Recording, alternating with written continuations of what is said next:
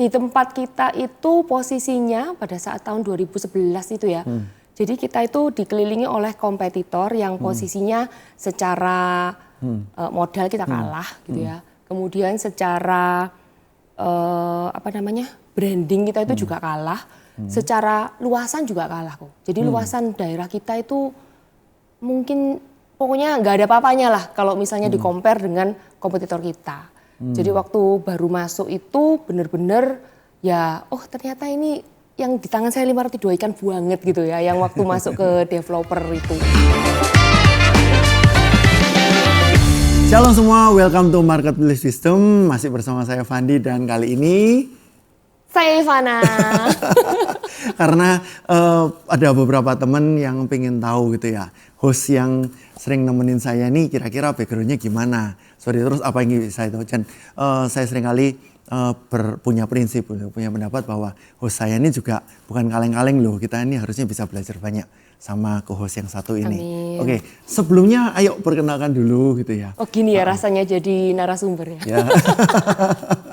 Oke, so halo semuanya, nama saya Ivana, saya Marketing Director di The Grand Kenjeran, sebuah developer properti di Surabaya Timur. Saya melayani di GMS, di pengembalaan sebagai CGL, dan juga melayani di tim drama, konseptor, host, dan di Marketplace Wisdom. Yeay. Oke, bukan kaleng-kalengan tadi, Marketing Director loh. Gitu, saya jujur begini, kenapa kok akhirnya mengangkat Ivana untuk menjadi narasumber pada hari ini? Karena saya juga melihat produk gitu ya, pelayanan yang ada di developer di perumahannya Ivana. Terus juga pada waktu itu pernah saya ke sana gitu karena 2 minggu atau sebulan sebelumnya saya memberkati pernikahan salah seorang jemaat dan pada waktu itu diundang untuk housewarming gitu ya, untuk pengudusan rumah dari jemaat. Ternyata juga di Grand Kenjeran juga. Nah, pada saat itu saya iseng-iseng juga tanya random aja, gimana? Kenapa kok kamu mau memilih di sini? Terus mereka mengatakan bahwa ini tempatnya nyaman, desainnya bagus gitu ya. Secara bahan juga maksimal dan lain-lain. Nah, untuk itulah pada hari ini pengen belajar. Ini no endorse ya ini? No endorse, tidak dapat apa-apa. Oke, ceritanya gimana gitu? Kan background bukan arsitek. Gitu. Ya jelas terus bukan. ternyata kenapa Ambruk kok akhirnya nanti. bisa ada di The Grand Kenjeran. Tapi kan by the way ini family business ya, family business Ivana. Gitu. Dan kenapa akhirnya memutuskan untuk kembali? Gitu. Singkat aja ya. Memutuskan untuk kembali. Kembali ke family business kan. Oh iya. Gitu. Kan sebelumnya kan diutus sekolah atau diutus kerja kemana, kembali ke family business. Jadi awalnya itu backgroundnya kan Ivana ini kuliahnya tuh di ilmu komunikasi di Petra. Terus setelah lulus kuliah, Ivana kerja di sebuah perusahaan event organizer. Basically Ivana sudah di sana itu actually part timer sih kok. Sudah sejak SMA sudah part timer, kuliah juga udah kerja di sana. Kemudian pada saat lulus kuliah ya akhirnya ditarik jadi full timer di IO tersebut. Sampai tahun 2011 baru saat itu memutuskan untuk ada panggilan gitu ya dari keluarga untuk bantu ke company gitu. Jadi akhirnya 2011 itulah waktu itu awalnya dengan berat hati gitu ya meninggalkan karena saya sangat mencintai dunia itu. Terus akhirnya pindah ke family business ini which is mengerjakan perumahan. Tapi waktu itu belum The Grand Kenjeran kok. Karena The Grand Kenjeran itu baru lahir itu 2018. Karena waktu itu masuk kita itu nama perumahannya masih actually namanya Perumahan Kenjeran Indah, tapi orang tuh tahu by the name jalannya. Jadi Perumahan Babatan Pantai. Nah, jadi asal tahu gitu ya, Babatan Pantai itu satu perumahan yang old money gitu ya, dari zaman dulu gitu, yang pokoknya di daerah-daerah Kenjeran tuh tahunya ya old ada di sana gitu.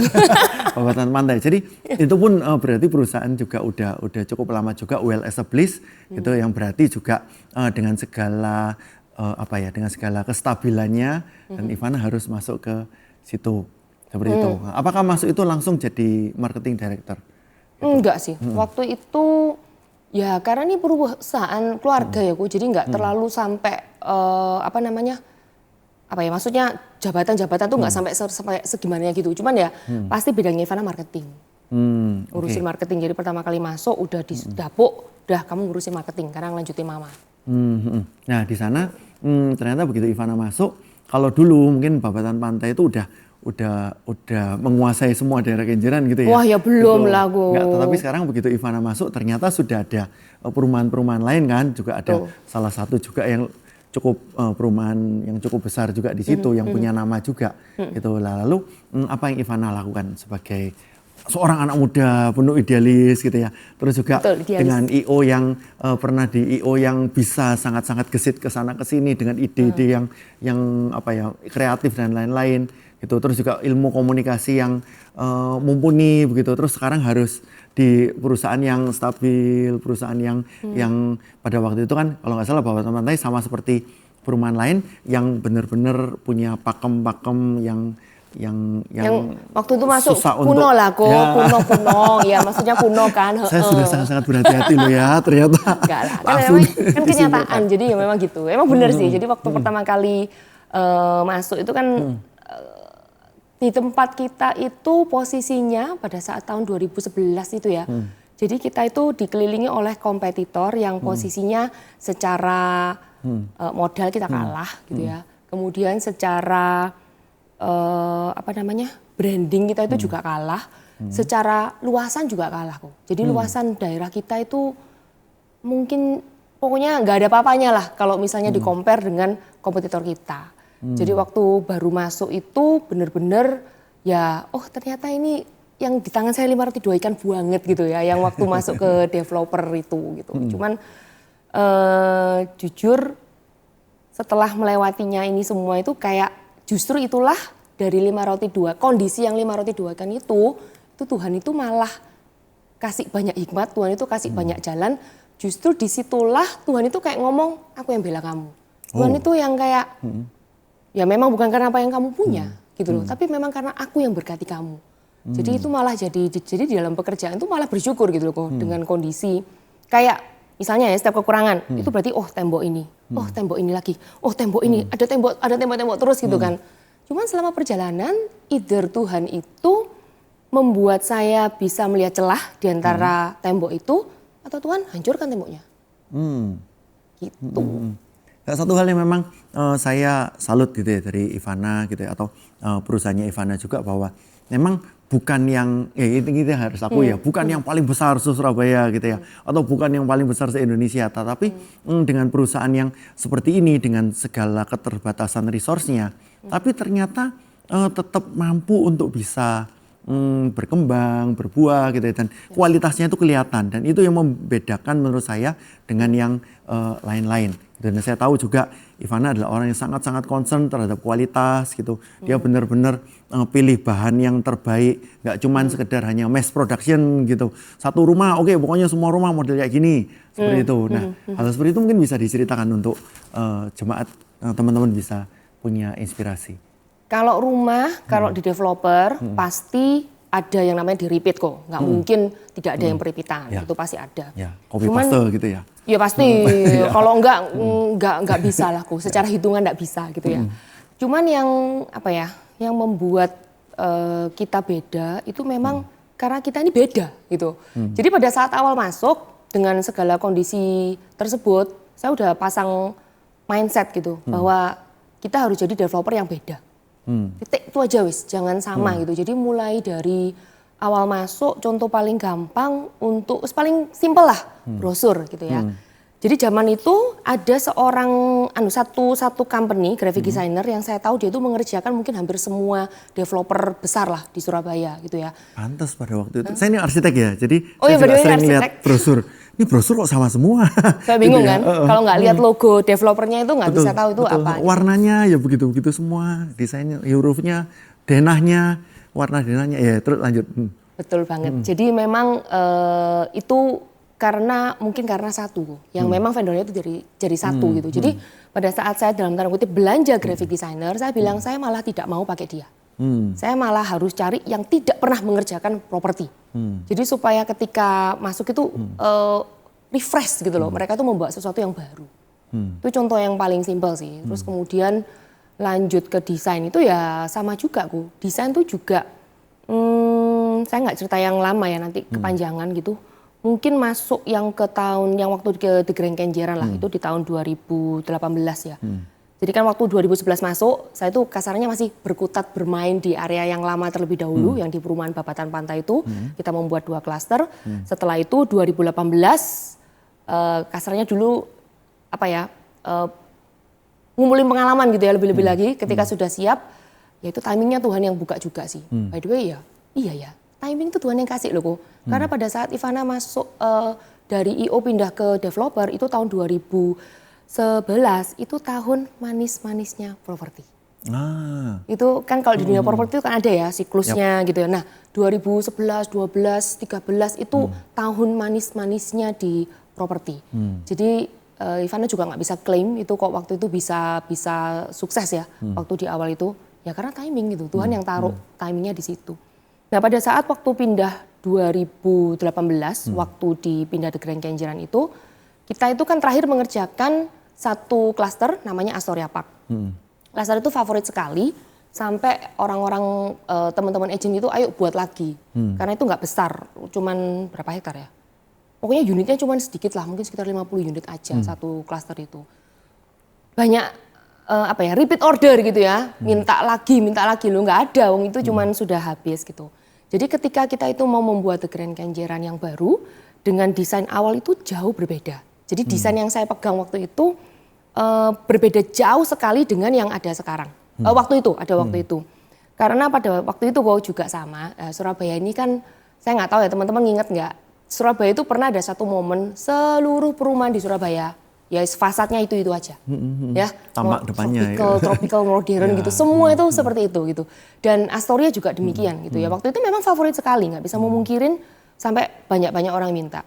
Nah ketika saya megang sebuah desain yang baru, karena itu untuk lahan baru, kita membuka lahan baru di Grand Kenjeran, saya megang desain itu, saya keliling gitu ya ke teman-teman partner agent saya temui satu persatu dan saya meminta masukan mereka. Karena saya menghargai, appreciate para partner saya, karena kan agent ini yang menjualin rumah kita gitu ya.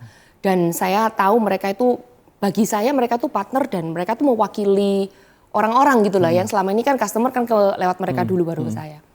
Saya tuh temuin agent-agent dengan gambar saya mau bilang, saya mau bikin area baru nih, ini desainnya kayak gini. Itu tidak ada satupun yang setuju.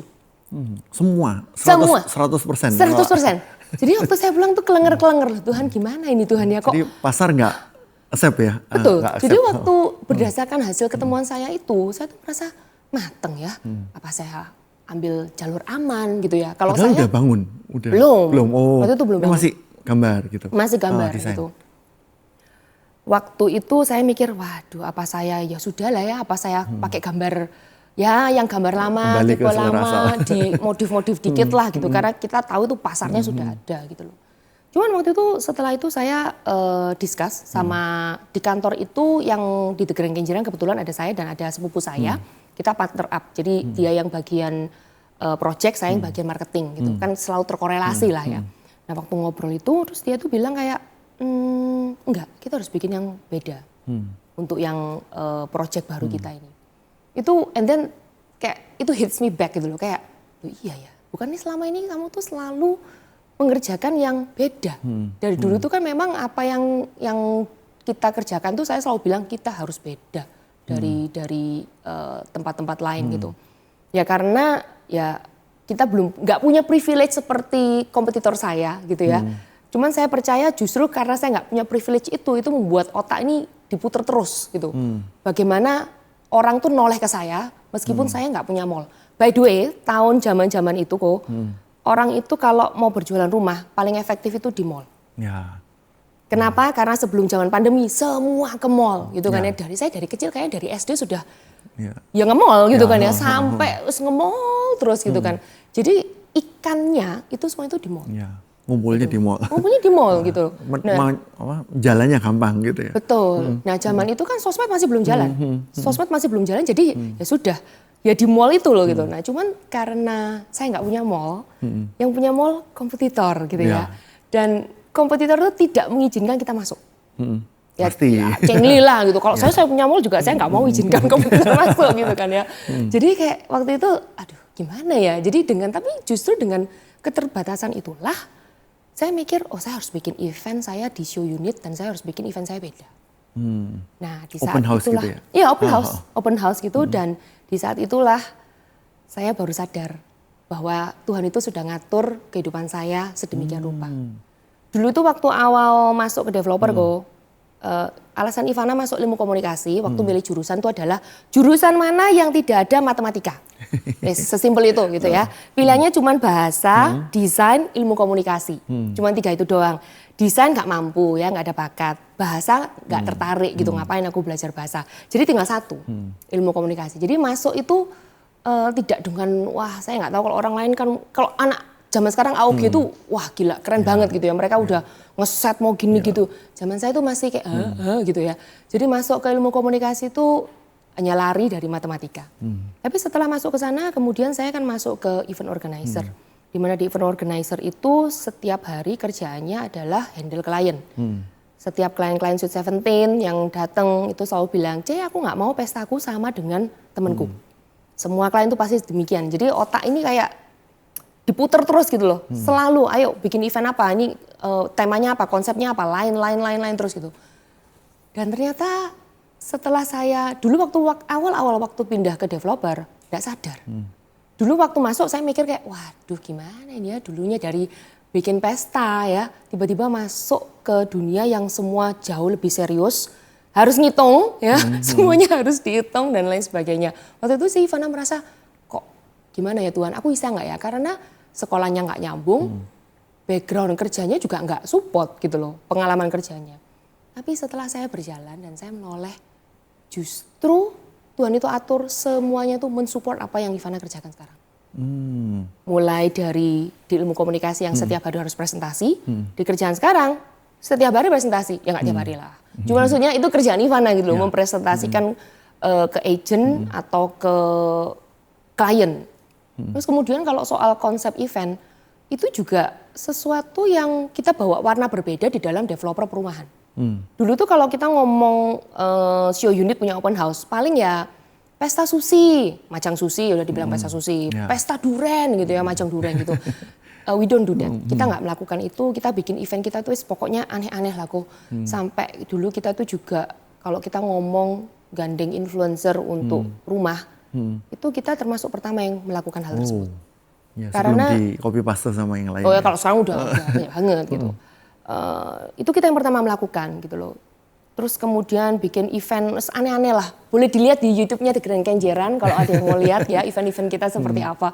Tapi ya puji Tuhan lah, Tuhan tuh kirimkan seperti grupnya saya ada waktu itu. Ya ada grup-grup besar yang menurut saya mereka kok mau ya kerja sama di tempat kami gitu. Karena ya kompetitor jauh-jauh lebih besar gitu daripada kami gitu. Exposure pasti lebih gede juga gitu. Tapi ya itu. Kalau Tuhan sudah kirimkan, kalau Tuhan sudah buka pintu, gak ada yang bisa nutup. Itu yang benar-benar Ivana rasakan sih waktu masuk itu. Jadi setelah noleh ternyata, ternyata Tuhan itu aturin semuanya itu benar-benar untuk mempersiapkan apa yang Ivana kerjakan. Sekarang mari kita dengarkan apa yang menjadi ayat firman Tuhan untuk sisi kita pada kali ini. Sambil dari Yeremia 32 ayat 27. Sesungguhnya akulah Tuhan, Allah segala makhluk, adakah sesuatu apapun yang mustahil untukku. Ini menjadi satu kekuatan bagi kita, ini jadi benar-benar satu pengharapan bagi kita. Karena apapun yang kita kerjakan harusnya kita kerjakan untuk Tuhan kan, bukan untuk kita. Seperti itu, ketika kita bekerja, ketika kita keluarga, ketika kita pelayanan, apapun kita kehidupan pribadi pun, segala sesuatunya kita lakukan untuk Tuhan. Dan ketika kita lakukan untuk Tuhan, Tuhan juga berkata di sini, akulah Tuhan, Allah segala makhluk. Dan di sini Tuhan hendak mengatakan, adakah sesuatu apapun yang mustahil untukku? Kita ini seringkali hidup dalam keterbatasan.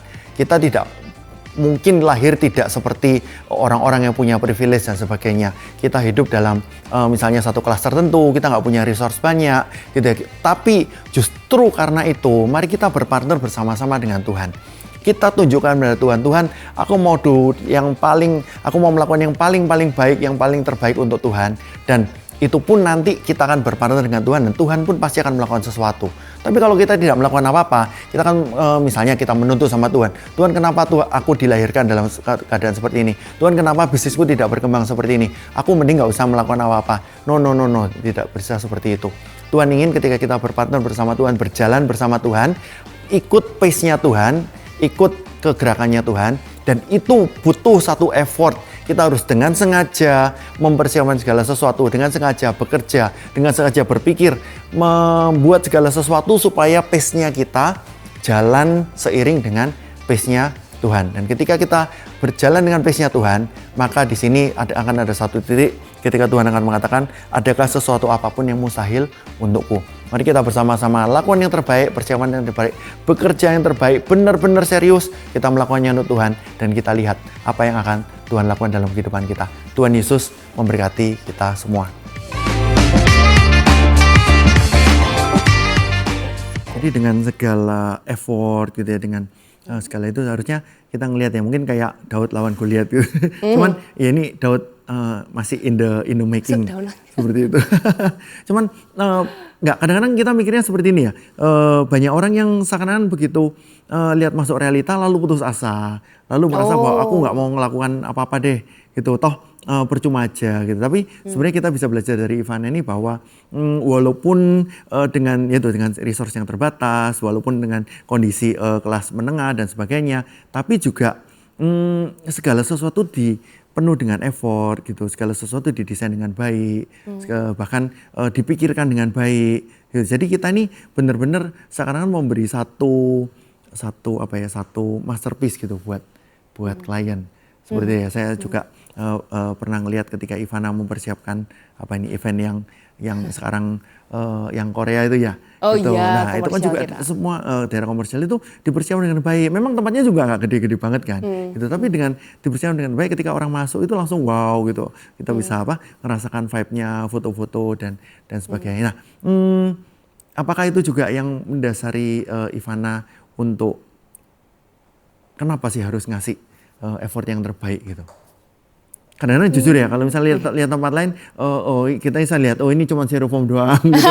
Ini cuma apa doang gitu. Nah, di Ivana nggak seperti itu, gitu. Actually ini nyambung dengan apa yang Ivana alami di dalam pengembalaan sih kok. Itu koneksinya itu justru di sana. Jadi kan kita tahu Ivana ini kan masuk GMS sudah lama sih, udah zaman sejak kuliah gitu udah masuk. Tapi jujur, Ivana tuh kenal yang namanya apa itu mengerjakan hati Tuhan, apa itu visi, itu baru sekitar tahun 2012. Nah, sejak di sana baru sadar gitu ya, ini selama ini tuh kerja itu tujuannya apa? Kamu tuh kerja itu hatimu tuh untuk apa? Kamu tuh kerja aim-nya itu seperti apa gitu. Ternyata kesuksesan yang di mata Tuhan itu beda dengan kesuksesan yang Ivana bayangkan selama ini. Gitu. Jujur dulu kok Ivana itu kalau udah kan 2012 itu kan berarti udah masuk dunia kerja cukup lama lah ya, apalagi kan sejak SMA udah part time. Intinya itu pasti maunya waktu masuk developer tuh malah membayangkan tuh mau bangun gedung yang gimana gitu kok. Dulu sempat kok kita tuh ada satu area yang kita tuh rencana bangun untuk gedung. Ya, sudah digambar semacam semua. Mall gitu atau? Bukan, ini untuk apartemen. I see. Kita sudah gambar, sudah selesai, kita udah pakai arsitek yang menurut saya itu udah bagus banget lah, kita memberikan terbaik. Gak boleh kok, gak jadi, gak jalan gitu ya. Waktu itu kayak, kok gak jadi gitu ya. Tapi puji Tuhan gak jadi, karena satu pandemi. Itu right before pandemi. Jadi itu Tuhan yang percaya, Tuhan yang stop lah untuk itu. Ya anyway, kemudian di dalam pengembalaan ketika Ivana sudah mengerti visi, kan kita tahu bahwa visi Tuhan itu hatinya adalah untuk jiwa-jiwa. Dalam pengembalaan juga kita tuh bagaimana sih hatinya Tuhan itu untuk setiap jiwa-jiwa sama dengan orang gitu kan ya. Jadi akhirnya tuh terlatih bahwa kita ini mereka ini adalah anak-anak yang dikasih sama Tuhan. We have to pakai hatinya Tuhan untuk melihat mereka gitu ya. Akhirnya tuh kebawa sampai di dalam pekerjaan gitu ya. Kita bayangkan bahwa setiap kita nyiptain produk, kita harus mikir nanti yang pakai gimana ya. Orang-orang ini ngerasain kayak gimana ya. Mereka tuh seperti apa ya ketika mereka tuh tinggal di sana. Kemudian ya bayangin juga kalau saya tinggal di sana, kerasan nggak? Apa sih yang membuat orang tuh kerasan di rumah? Sama juga dengan ketika tuh kita menambah komersial. Kan kita semakin menambah fasilitas kita akan baik komersial maupun untuk lapangan-lapangan olahraga yang masuk. Itu juga ya kita mikirin iya ya. sekarang ini yang namanya penyakit udah macam-macam gitu ya. Kita harus benar-benar hidup sehat gitu. Nah, gimana kita tuh pingin menyiapkan fasilitas yang ada di tempat kita itu supaya semua penduduk kita itu sehat gitu. Ya, saya rasa itu ngefek sih kok. Jadi kebawa gitu loh kok. Jadi apa yang ya dan buktinya itulah yang membuat produk kita beda. Di tengah gempuran produk-produk lain dan kompetitor kita yang kasarnya modalnya jauh lebih gede dibanding kita gitu. Karena kita benar-benar mikirin kualitas. Karena kalau enggak, ya gimana ya kok ya, hidup jaga nama baik lah. Yes. Ya, jaga nama Tuhan juga kan? Oh, jaga nama Tuhan, betul. Yang perlu dimuliakan nama Tuhan. Nah ini terakhir ya sebelum karena waktunya juga. Katanya sempat ada pengalaman dengan pemimpin rohani. Oh iya. itu. Nah itu bisa diceritakan sebelum kita menutup ini. Itu salah satu apa ya? Actually banyak banget ya. Cuman ini saya ceritakan aja mungkin ada 2 yang seperti tangan Tuhan itu bilang bahwa Tuhan tuh kayak bilang, Ivana aku ada di dalam pekerjaan kamu gitu. Jadi pernah suatu hari Ivana itu mau melakukan open house di rumah gitu ya. Terus kemudian kontak sama salah satu gembala, leader. Terus kemudian gembalanya itu bilang gini kok, oh ya nanti Koko doakan laku waktu itu berapa unit lah gitu ya, 2 digit unit lah. Angka yang menurut waktu itu, angka yang menurut saya nggak pernah gitu ya, seumur-umur open house dengan jumlah unit sedemikian gitu loh. Waktu baca itu, Ivana tuh kayak mikir kayak, ini ya mungkin pendeta ya, nggak pernah punya bisnis gitu ya. Ini angkanya nih nggak kayak gini gitu loh ya. Waktu itu Ivana tuh mikir gitu, tapi tiba-tiba Roh Kudus langsung gitu ya. On the spot ya? On the spot Roh Kudus langsung kayak membungkam gitu ya. Roh Kudus tuh kayak mengajari Ivana kayak, ayo kamu percaya dengan iman gembalamu gitu. Akhirnya kayak, oke, ya kok, thank you, amin, gitu kan. Something, Ivana pokoknya say something like that. Setelah tutup, hari itu kita event ya, setelah event selesai, hari itu rumah yang laku jumlahnya tidak sesuai.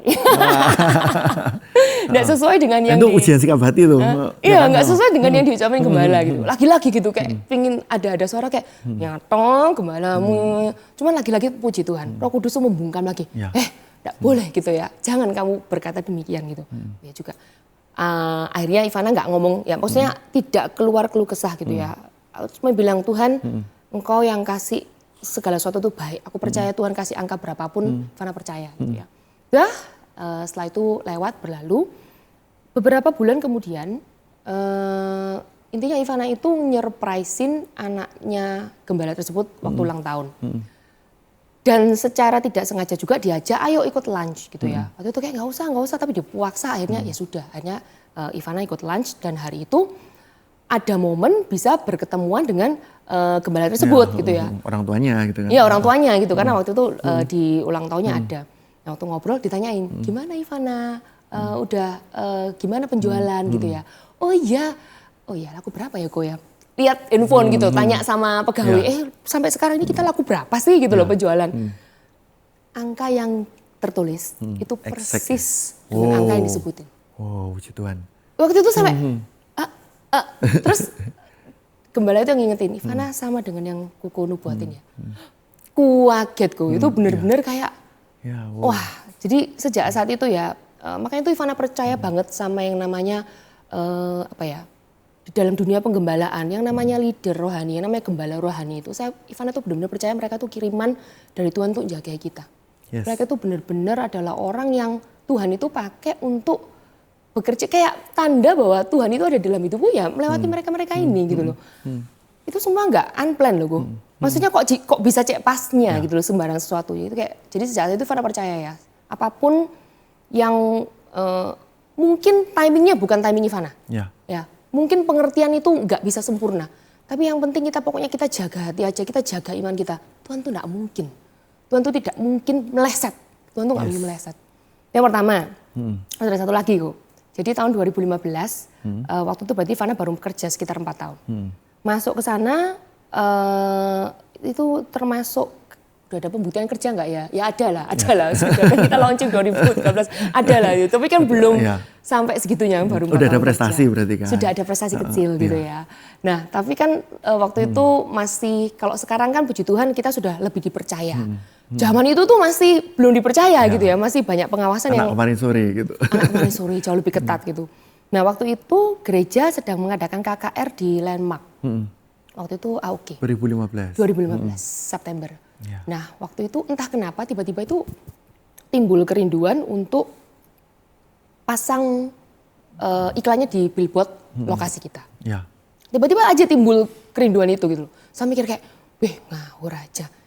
Ini gak ada yang GMS, ini yang GMS cuman Ivana gitu loh. Waktu itu kan di kantor gak ada yang GMS, cuman Ivana, maksudnya gimana gitu. Tapi dorongan itu begitu kuat gitu loh. Gue sampai akhirnya gak bisa, akhirnya dengan setengah dredeg ya pokoknya sebelum ketemu sama, waktu itu sama uncle ya, tuh puasa roh dulu gitu ya. Terus akhirnya ketemuan gitu Ivana menyampaikan gitu loh ya, boleh gak kalau misalnya gini.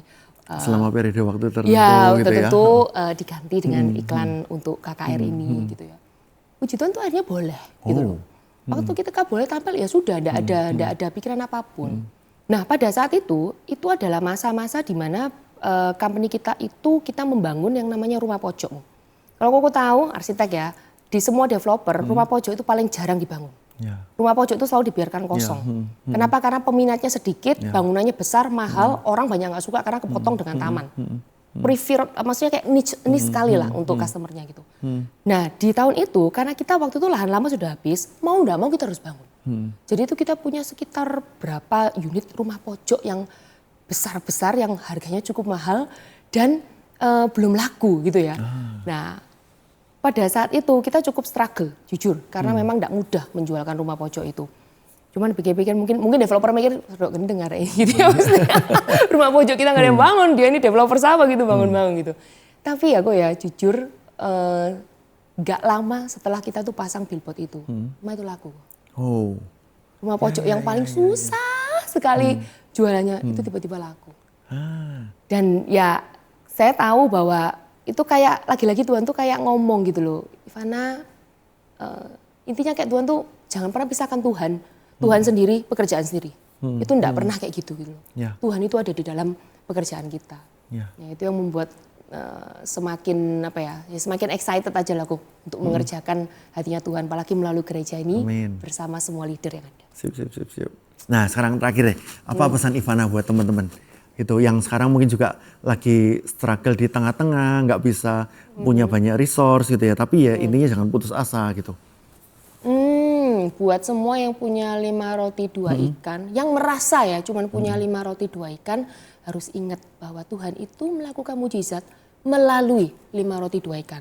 Jadi kalau misalnya kita itu sekarang megangnya 5 roti 2 ikan, bersukacitalah dan excited lah. Karena dari situlah Tuhan itu yang akan mengerjakan mujizat.